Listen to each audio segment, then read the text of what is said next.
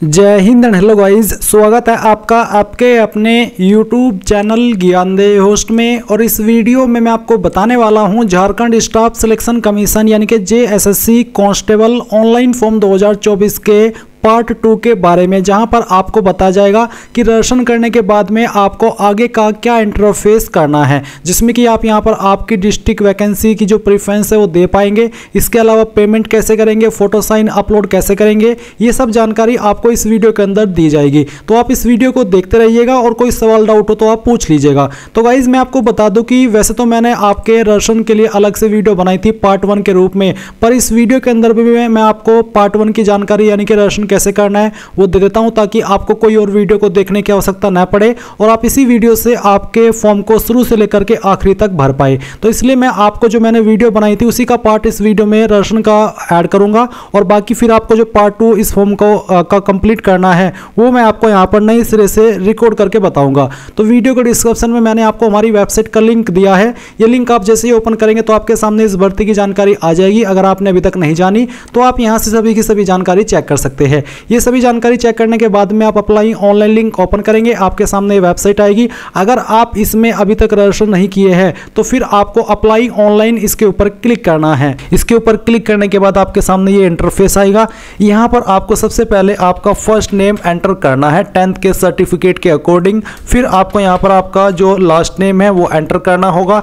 Last name enter करने के बाद में आप यहां पर आपका पूरा नाम एंटर करेंगे। फिर जो भी आपकी डेट ऑफ बर्थ है वो आप यहां पर कैलेंडर के ऊपर क्लिक करके सिलेक्ट कर लेंगे। पहले आपको आपका जो ईयर है वो सिलेक्ट करना है, फिर यहां से मंथ और उसके बाद में डे, तो आपका डेट ऑफ बर्थ आ जाएगा। फिर आप यहां पर आपका फादर नेम एंटर करेंगे, फिर आपको आपकी मदर का नेम एंटर करना है। इसके बाद में गाइज यहां पर आप आपका जेंडर सिलेक्ट कर लेंगे। फिर आपको आपका मोबाइल नंबर एंटर करना है जो कि आप रजिस्टर करना चाहते हैं। उस नंबर को दोबारा डाल करके आप यहां पर वेरीफाई कर देंगे। फिर आप यहां पर आपका आधार नंबर एंटर करेंगे जो कि देना कंपलसरी है, बिना आधार के आप यहां पर अप्लाई नहीं कर पाएंगे। फिर आप आपकी ईमेल आईडी एंटर करेंगे। वैलिड ईमेल आईडी आपको यहां पर भरनी होगी।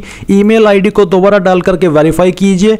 नेशनलिटी के अंदर आप यहां पर इंडियन सेलेक्ट कर लेंगे। फिर आता है विजिबल आइडेंटिफिकेशन मार्क फर्स्ट, यानी कि आपकी बॉडी के ऊपर वो निशान जिससे आपकी बॉडी की पहचान होती है। तो जहां पर भी आपकी बॉडी के ऊपर परमानेंट मार्क है आप उसके बारे में लिखेंगे।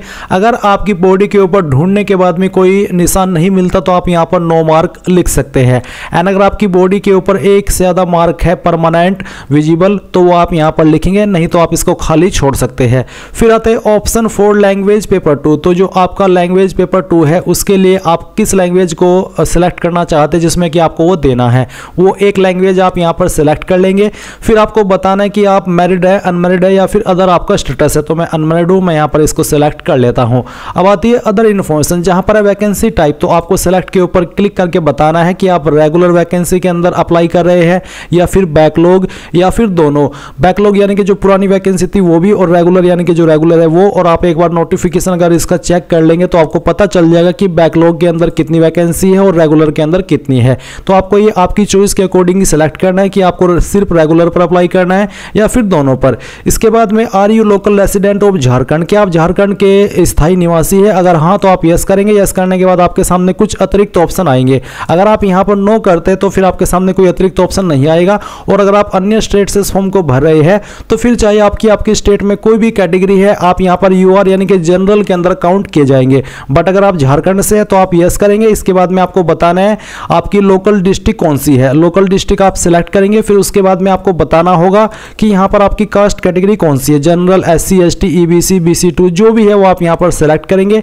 एंड देन फिर आपको बताना है कि क्या आप एक्स सर्विसमैन है। अगर हाँ तो यस, नहीं तो आप नो करेंगे। फिर यहां पर पूछा है कि have you served in home guard of 3 year और एटलीस्ट 6 मंथ, यानी कि क्या आपने होम गार्ड के रूप में 3 साल की सेवा या फिर 6 मंथ की कम से कम सेवा की है। अगर आपने की है तो आप यस करें, नहीं तो आपको नो करना है। फिर पूछे कि जो रिजर्वेशन मिलता है स्पोर्ट्स कोटा के तहत क्या आप वो क्लेम करना चाहते हैं। अगर आप एक स्पोर्ट्स पर्सन है तो आप इसमें यस करेंगे, नहीं तो आपको नो करना है। फिर आती है एजुकेशनल क्वालिफिकेशन यानी कि शैक्षणिक योग्यता, तो आपको सबसे पहले बताना है कि आपका जो 10th का बोर्ड है वो कौन सा है। आप आपके बोर्ड का नाम यहाँ पर एंटर कर देंगे, चाहे आपका जो भी बोर्ड है वो आप यहाँ पर लिख दीजिए। लीजिएगा।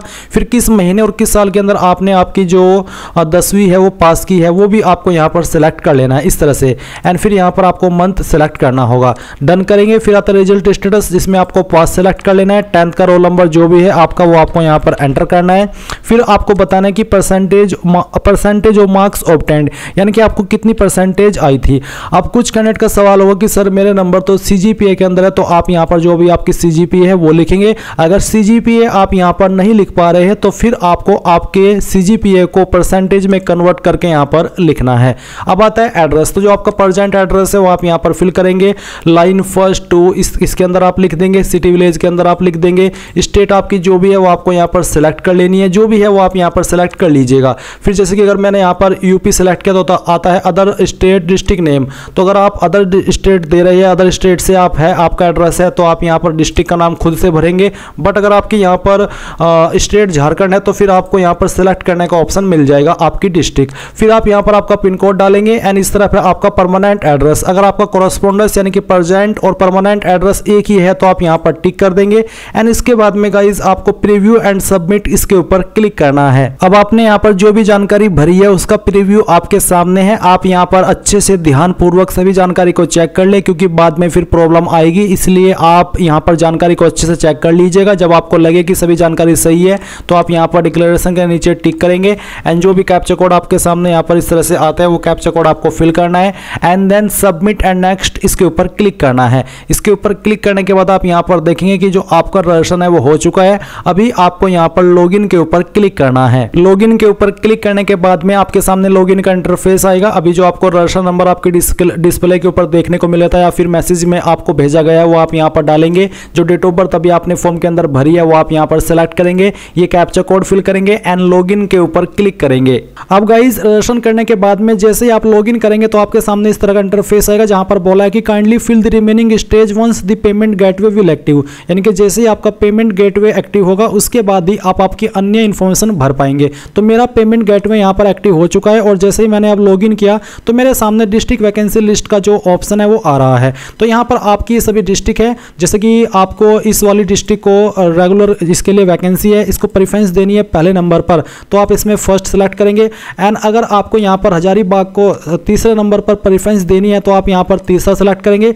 और इसके बाद में मान लीजिए आपको इस वाली जो डिस्ट्रिक्ट है इसको पहले नंबर पर या फिर दूसरे नंबर पर प्रेफरेंस देनी है तो फिर आप 2 सेलेक्ट करेंगे। आप एक ही डिस्ट्रिक्ट को 2 बार प्रेफरेंस नहीं दे सकते। तो इस तरह से आपको जिसको जो प्रेफरेंस देनी है आपकी चॉइस के अकॉर्डिंग यहाँ पर आपको दे देनी है। एंड उसके बाद में गाइज आप यहाँ पर जैसे इनको प्रेफरेंस के रूप में दे देंगे आपको vacancy submission and next payment इसके ऊपर क्लिक करना है। अब इसके ऊपर क्लिक करने के बाद में आपके सामने यहाँ पर पेमेंट का सेक्शन आ चुका है। आपको बोला कि if you have already made the payment and your payment status is still pending kindly wait for 2 days for payment verification, यानी कि अगर आपने फीस को जमा कर दिया और आपकी फीस यहाँ पर अपडेट नहीं हो रही है तो ऐसे में आपको यहाँ पर 2 दिन का वेट करना है। इस समय के अंदर आपकी फीस या तो अपडेट होगी या फिर आपको रिफंड कर दी जाएगी। तो चलिए हम यहाँ पर अब फीस के लिए बढ़ते हैं। तो आप पे नाउ के ऊपर क्लिक कीजिए। इसके ऊपर क्लिक करने के बाद में आपको यहाँ पर कुछ ऐसा इंटरफेस देखने को मिलेगा जैसे कि आप यहाँ पर अभी वीडियो में देख पा रहे हैं। आप यहाँ पर आपकी एप्लीकेशन फीस देख सकते हैं, आपको बिलिंग इन्फॉर्मेशन दी गई है। आप यहाँ पर जो आपका एड्रेस है वो भर देंगे, जिसमें कि आपका नाम, address, zip code, city, state, country, mobile number और ईमेल आईडी। फिर आता है नेट बैंकिंग का ऑप्शन, तो आपको किस माध्यम से फीस को जमा करनी है। यहाँ पर गाइज कार्ड के ऑप्शन नहीं देखने को मिल पा रहे हैं मुझे, सिर्फ नेट बैंकिंग का ही ऑप्शन है। तो आपकी इसमें से जिस भी बैंक के अंदर नेट बैंकिंग है वो आपको सेलेक्ट कर लेना है। एंड वो सेलेक्ट करने के बाद में आप यहाँ पर मेक पेमेंट इसके ऊपर क्लिक करेंगे। अब गाइज जैसे ही आप यहाँ पर आपकी ट्रांजैक्शन कंप्लीट करते हैं नेट बैंकिंग का इस्तेमाल करते हुए और आपकी ट्रांजैक्शन सक्सेसफुल होती है तो आपको फोटोग्राफ एंड सिग्नेचर का जो इंटरफेस है वो देखने को मिलेगा, जहां पर आपको बोला है कि आपके फोटो का साइज 20 से 50 KB के बीच में और सिग्नेचर का साइज 5 से 20 KB के बीच में रखा है। फॉर्मेट आपका JPEG, PNG, JPG को इनमें से कोई भी चल जाएगा। तो आप यहाँ पर चूज फाइल के ऊपर क्लिक करेंगे, जहां पर भी आपकी फोटो फाइल है वो आपको सेलेक्ट करनी है। जैसे कि इस फॉर्म को मैं एग्जाम्पल के लिए भर रहा हूँ, डेमो के लिए भर रहा हूँ, तो मैं यहाँ पर इस इमेज को सेलेक्ट करता हूँ। और ये जो मैंने फीस भी पे की है ये मैंने सिर्फ आपको बताने के लिए की है, क्योंकि मैं ये फॉर्म रियल में नहीं भर रहा हूँ। अब मैंने यहाँ पर ये फोटो सेलेक्ट किया, अब मैं अपलोड के ऊपर क्लिक करता हूँ तो आता है फोटोग्राफ अपलोडेड सक्सेसफुली। ओके करने पर आप आपका फोटो यहाँ पर चेक करेंगे। अब आपका जहाँ पर भी सिग्नेचर है वो सेलेक्ट करेंगे, तो सिग्नेचर की फाइल आप यहाँ पर सेलेक्ट कीजिए, इसको ओपन कीजिए, सेम तरीके से अपलोड पर क्लिक कीजिए तो आपका सिग्नेचर भी यहाँ पर अपलोड हो जाएगा। जाएगा। अब आपको यहाँ पर फाइनल सबमिशन एंड नेक्स्ट इसके ऊपर क्लिक करना है। इसके ऊपर क्लिक करने के बाद आप देखेंगे कि आपका फॉर्म सबमिट हो चुका है फाइनल। अब आपको प्रिंट एप्लीकेशन के ऊपर क्लिक करके यहाँ पर अपने फॉर्म का फाइनल प्रिंट लेना है। तो आप आइए और प्रिंट के सेक्शन पर क्लिक कीजिए। अगर आपके पास अभी प्रिंटर मौजूद नहीं है तो इसको PDF के रूप में सेव कर ले और बाद में आपको इसको प्रिंट करा लेना है। तो इस तरह से गाइज आप लोग आपका Jharkhand staff selection commission post police constable online form 2024 शुरू से लेकर आखिरी तक भर पाएंगे। आई होप ये जानकारी आपको पसंद आई होगी। कोई सवाल कोई डाउट रह गया हो तो कमेंट के माध्यम से पूछ लीजिएगा। Thanks for watching. जय हिंद।